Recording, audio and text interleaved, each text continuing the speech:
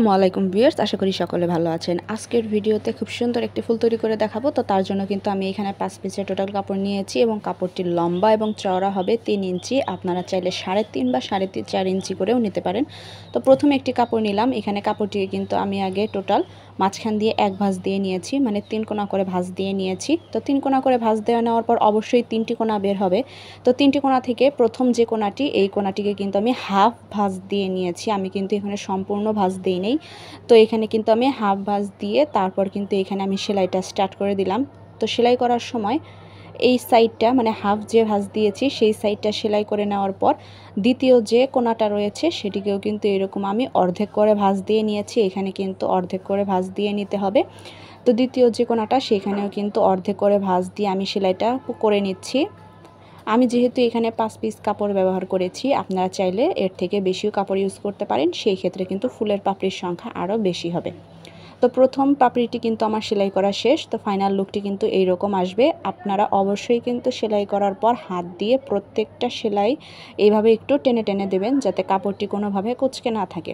তো দ্বিতীয় কাপড়টিকেও আমি সেমভাবে এইভাবে কোণা করে ভাঁজ করে নিয়েছি, মানে 3 কোণা করে ভাঁজ করে নিতে হবে।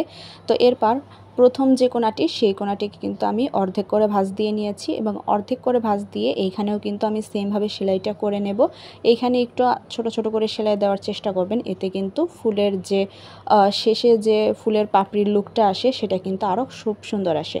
তো প্রথম কাপড়টিকে এখানে সেলাই করে নেওয়ার পর দ্বিতীয় যে কোণাটি রয়েছে সেটিকেও আমি এখানে অর্ধেক করে ভাঁজ দিয়ে নিয়েছি।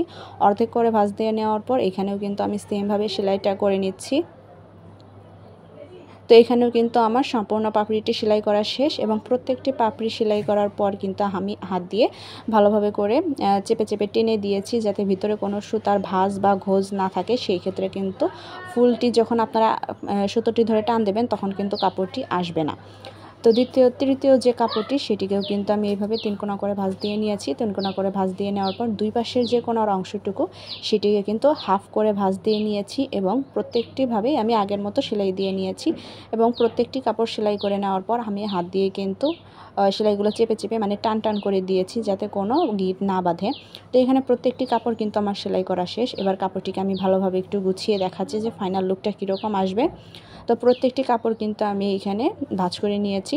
এবার সুতোর যে শেষের মাথা সেটা ধরে হালকা টান দিয়ে কিন্তু আমি এখানে 2 থেকে 3 ইঞ্চি সুতা আমি একটু বাহির করে নিয়েছি। এই ক্ষেত্রে কিন্তু আমাদের গিঁট দিতে খুব সুবিধা হবে।